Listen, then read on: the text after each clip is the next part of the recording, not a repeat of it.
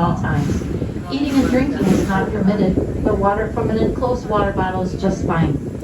Sit back, and we're heading over to the Smiths Creek Station. Enjoy the rest of your train ride. Doors are so close. Doors are so close. You saw it when you were riding the train. Over to the left is the Susquehanna plantation that came to us from Tidewater, Maryland, built in 1835. Slaves were the ones that worked the 700 large plantation, and tobacco was the cash crop of the day. Going and visiting a presenter over at their home, you'll learn about the hardships that the slaves endured.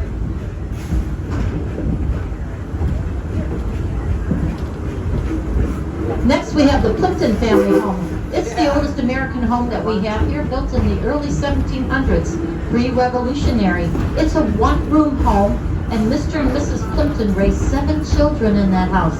It's open so you can take a look and be inspired by all the space. The Ferris windmill, built in 1650, comes to us from Cape Cod, Massachusetts, a gift to Henry Ford.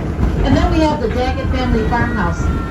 Step in over there and listen to the staff tell you more stories about how the house was built and how they take care of the raised gardens.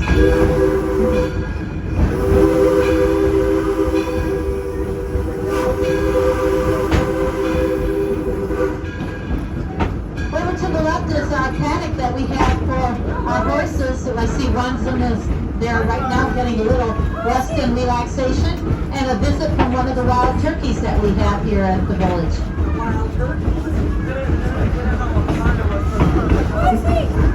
Henry Ford was very much a person with interest of the railroad. So the people at the Henry Ford Museum realized this, and they built this 3-mile perimeter railroad around the Greenfield Village back in the 1970s. We used it to travel, to move guests through with our steam locomotives. The one pulling our train is called the Edison.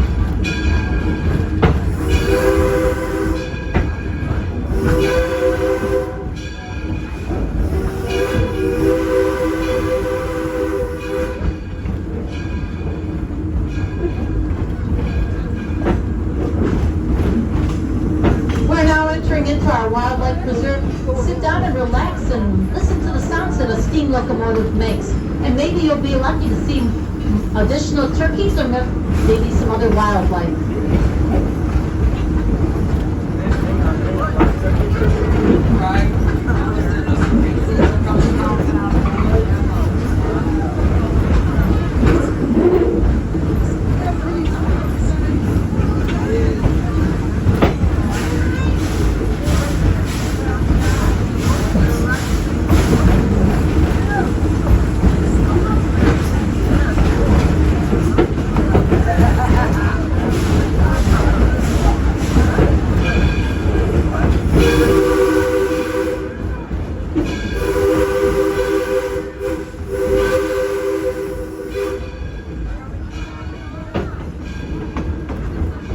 A steam locomotive operates on just water and coal.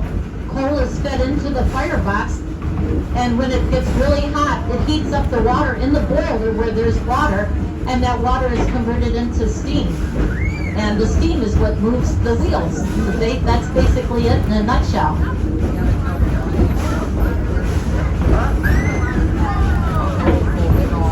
Just up ahead is our Walnut Grove area where we have many of our historic events. Beginning this Saturday, we are going to celebrate historic baseball season. It opens right here on this field, and our home teams are the Lottie-Dows and the Nationals, playing against other Midwestern teams. Bring a blanket or some lawn chairs and sit back and root for our teams. And do come every other weekend too while they still are here to play, all the way through the end of the season, which is in August. And on June 19th and 20th, we are hosting Motor Muster. Come and stroll through 5 decades of vintage automobiles. They will be on display, and so there will be entertainment and even some different types of foods from different decades that you can experience. And we are also having a Salute to America stroll around Greenfield Village. It will be a little different, but the Detroit Symphony Orchestra will be presenting in different places all around the village. Just up ahead is the Henry Ford Academy High School that was built in 1997. It specializes in the STEAM program: science, technology, engineering, art, and math. Our students did return in May to come back to the class, and the 10th through 12th graders have classes here, and the 9th graders over at the museum. Our seniors have the privilege of having classes in the vintage railroad cars just up ahead. The school year is coming to an end, and as a tradition, the stone that you see in front of the railroad cars there, it's painted blue, and then the new seniors, as the tradition goes, gets to write their names down on the rock. Next year, there'll be new names for the next graduating class. To be a student here at the Henry Ford Academy High School, one must live in Wayne County, Michigan. After submitting an application, it's the luck of the draw that your application is pulled so that you can attend high school here tuition free.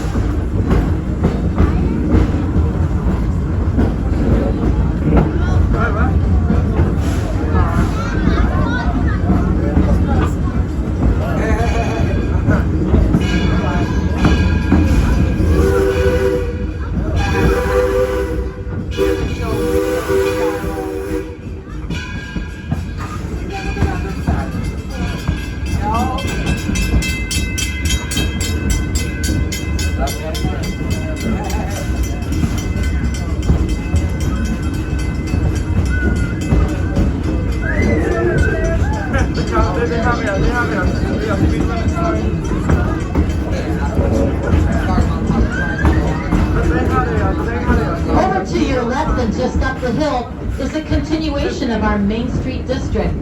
The Martha Mary Chapel was built by Henry Ford in honor of his mother-in-law Martha Bryant and his mother Mary Ford. Since 1935, many wedding ceremonies were celebrated here.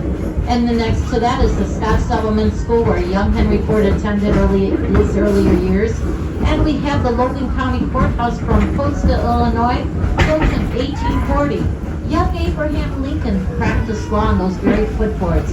Do step over there, a presenter will tell you more about the cases that he tried. Next to us is the Taste of History restaurant. Currently they're selling beverages and snacks. Beginning at 11 o'clock, they will be selling hot lunches. The menus come from our historic farmhouses here, and the food is locally sourced. Next to that is the Eagle Tavern restaurant. They open at 10:30, so if you're looking for a historic dining experience, I highly recommend eating there. The waitstaff, dressed in period clothing, will greet you, and you'll walk into 1850 as you pass through the doors. We are now coming into the Smiths Creek station. Remain seated, the engineer is going to celebrate and give us the sound of a single whistle, and that lets us know that it's safe to come out of the train. We're going to say hello to Jim, our station conductor. He's going to take over for me, and our station masters, Ginger and Sue. They'll help you in the deboarding process. You're going to exit to your left side. No, this is just the next time. Because I was going to say, I don't remember the big race.